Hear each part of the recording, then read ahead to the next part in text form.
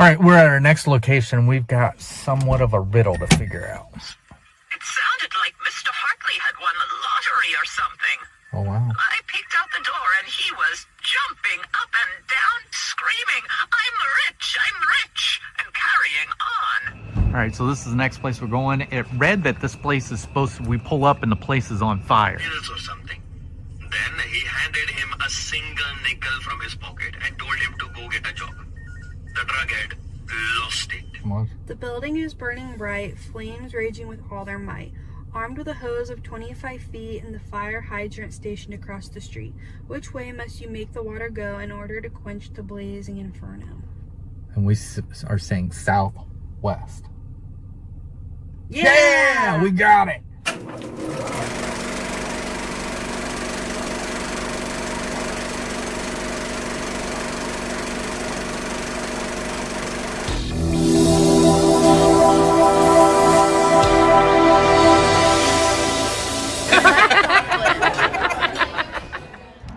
All right, we're at our next destination. We're kind of confused because it brought us to the Star Financial Bank, but we think they're talking about this building over here. So I'm gonna guess that's it. Yes, probably. So I think it might have just took us to our parking place, which is at the Star Financial Bank. Even though the Star Financial Bank is one of the questions, but it's not what the riddle is asking for. So, but we've got, what do we got on here? We have an anonymous caller, two frass flags. And 2 frass flags. So we're gonna get inside and we're gonna start to listen to these. We're almost done. One more after this. All right, here we go. All right, I marked this intersection on your map as an anonymous caller left a message that someone matching Mr. Tucker's description became quite agitated after trying to squeegee his car. I'll roll the audio. Hello, I'm not sure whether this will help you or not, but I had a decidedly disturbing encounter with a rather shady character last night. My wife and I were driving home after dinner and stopped at a light. I suppose it was probably around 11 or 11:30. We were waiting at the red light when this gentleman came running up to the car with a squeegee in his hand and began washing the front windshield. Like I don't have people for that. I waved him off a couple of times as I didn't have any change, but he just kept going. Not that I would have given him any anyway. He'd just spend it on drugs, of course. They must do something about the drug and homeless issue here. An eyesore, ruining the city is what it is. My property value has never been lower. I digress. So, when he was done, he came up to the window and started knocking. I rolled it down and said I didn't have any change, and he just lost it. You know what? My wife actually recorded the conversation, just in case there was an incident. Here, I'll play it for you.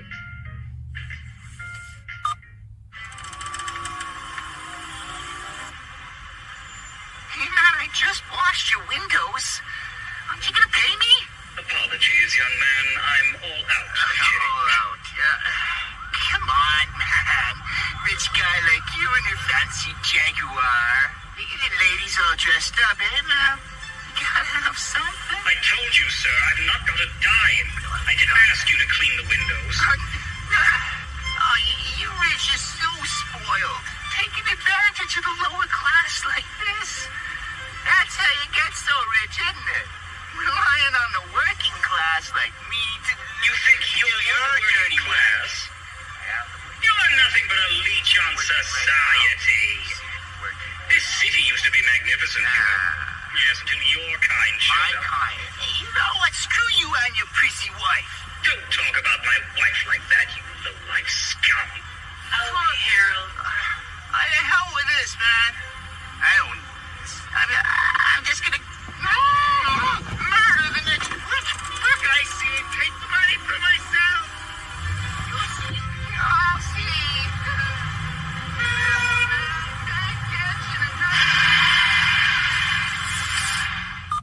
Needless to say, we got ourselves out of there as soon as we could manage it. Curiously enough,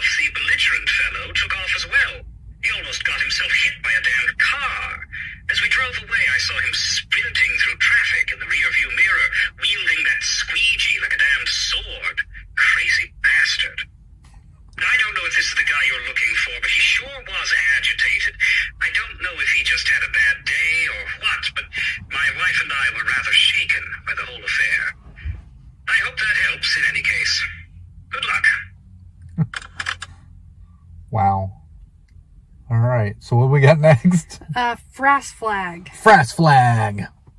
Frost flag number 3918. Name, Phil Tucker. Mm-hmm. It appears Phil Tucker was flagged at this intersection last night at 10:30 p.m. The footage shows him working the intersection with his squeegee until 11:30, at which point he sprinted off through traffic. One more.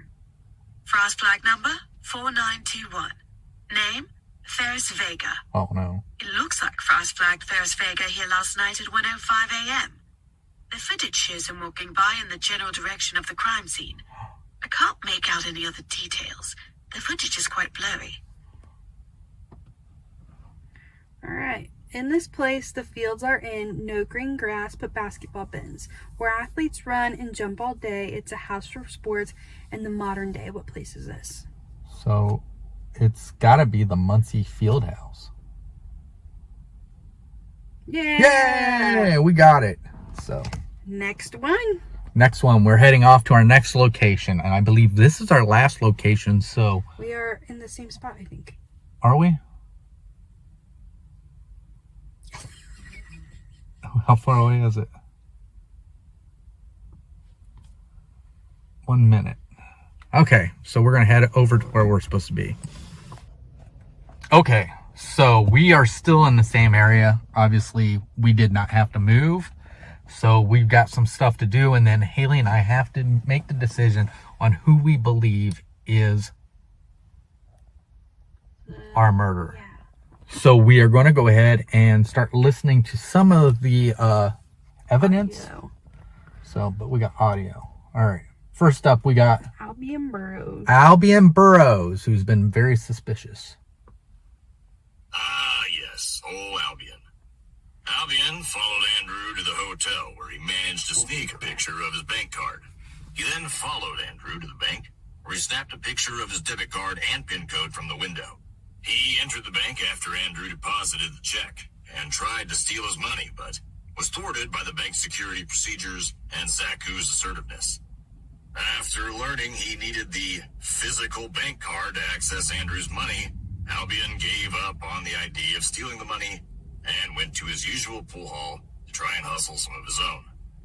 What an idiot. Quite the pool player, Albion always had his favorite cue in tow. After losing most of what little money he had in a couple poorly played matches, he bought the cheapest bottle of vodka he could find and went for a walk to drink away his frustrations. Been there, Albion. Although down on his luck, Albion felt remorseful for attempting to steal Andrew's money and sat on the steps of a church he stumbled upon. With the door locked, he remained on the steps and drank what was left of his vodka. When he finished it, he smashed the bottle in frustration and left.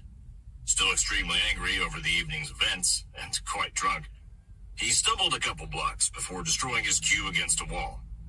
Although he was not opposed to stealing, Albion was not a killer and is not the guilty party. Only 2 out of the 3 required categories were incriminating, therefore clearing Albion of the crime. Tread pattern. This category is incriminating, as Albion did have himself a pair of Timberland Redwoods. Right. But they are a pretty popular boot, as I'm finding out, and just a coincidence in this case. Suspicious DNA. The lab results returned traces of dirt, brick, and cement from Albion's pool cue. Likely a result of him smashing it to pieces after leaving the church. So there is no evidence indicating it was used for anything else, therefore classifying the category as exonerating. Okay. Murder weapon. The pool cue was a possible murder weapon associated with Albion, and is therefore incriminating. Timeline. Albion's timeline is exonerating. Security footage from the church showed Albion on the steps until 1 a.m., 30 minutes after he arrived at 12:30, but showed him slowly stumbling away down the street. The murder occurred only a few minutes later, a good distance away, making it highly improbable that he committed the crime. Okay. All right. So I don't think it's Albion. I already got an idea who I think it is. Who do you think it is? I think it's Phil, Really? the guy with the squeegee. I don't know. I'm still blaming Kelsey. Okay. So we got Kelsey Hartley next. Mrs. Hartley herself. Clearly not happy with her marriage, Kelsey Hartley met up with the man she was having an affair with, Ferris Vega. Kelsey was hell-bent on divorcing old Andrew. But she also wanted his money, especially now. She knew that he knew she was having an affair. All he had to do was prove that to a judge, and she wouldn't get a cent of that life-changing inheritance he just got. You see, detectives, Kelsey had got home from work early that day and got the mail. Seeing a letter from a lawyer addressed to Andrew, she carefully opened it. After seeing the inheritance check, she quickly resealed it and put it back in the mailbox. She needed to find a way to stage an affair. If she could prove Andrew was unfaithful first before she was, she might just have a shot at half the money.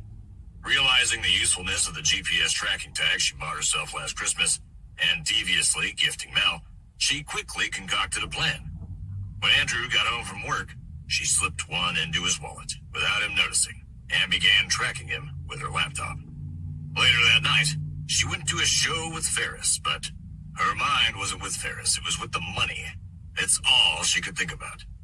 Knowing she might need to leave early, she brought her ball bag and an ill-conceived plan to pretend she had a late game that night. During the show, she ducked out to the lobby to see if she could catch Andrew in a location she could use to her advantage. After getting into a big fight with Ferris, she stormed out and over the next couple of hours had what many would consider a mental breakdown. Yeah. She was losing it fast, detectives. She needed to see her psychologist and, being beyond all rational thought, went to her house. After nearly breaking down in her driveway and breaking her mailbox, she cried and screamed herself out of energy and called a cab to go home. Exhausted, she went to bed immediately after getting home. Although she desperately wanted the money, and despite wanting a divorce, Kelsey still cared for her husband and could never murder him. I don't believe Only it. 2 of the 3 required categories were incriminating, therefore clearing Kelsey of the crime. Tread pattern. This category is exonerating as the tread pattern was not a match. Dr. Reese mentioned Kelsey was dressed up and wearing high heels. I guess the Timberlands didn't go with her dress. Suspicious DNA evidence. Kelsey's old wooden bat was found at the bus station with her name and DNA on it. This is definitely suspicious, but was in fact stolen and placed here by the killer in an attempt to frame Kelsey. Ooh. Murder weapon. Although the bats Kelsey carried with her all night were in fact aluminum, the wooden bats she kept at home could have been used as the murder weapon, making this category incriminating. Ooh. Timeline. Her psychologist, Miranda Reese, said she confronted Kelsey at 12:30, but that she lives 45 minutes away. This is what we'd call a solid alibi, as it makes it impossible for Kelsey to have been at the scene of the crime when it occurred. Other. Security footage showed her across town at the same time the witness claimed to have served her at the restaurant. Okay, I changed my mind. I think it's Mel. You think it's Mel? Yeah, because the server lied and said that she was there, but Kelsey was somewhere else. All right, so I have Phil. Okay, I got you said that, but I also, the other one too is, I said Phil, and now that I'm thinking about it, I think it might be Ferris. No. No? No. All right, so we're moving on, but who would frame Kelsey? Mel. You think Mel? Okay. Yeah, they have the same last name. There's some relation there somehow. Through her husband.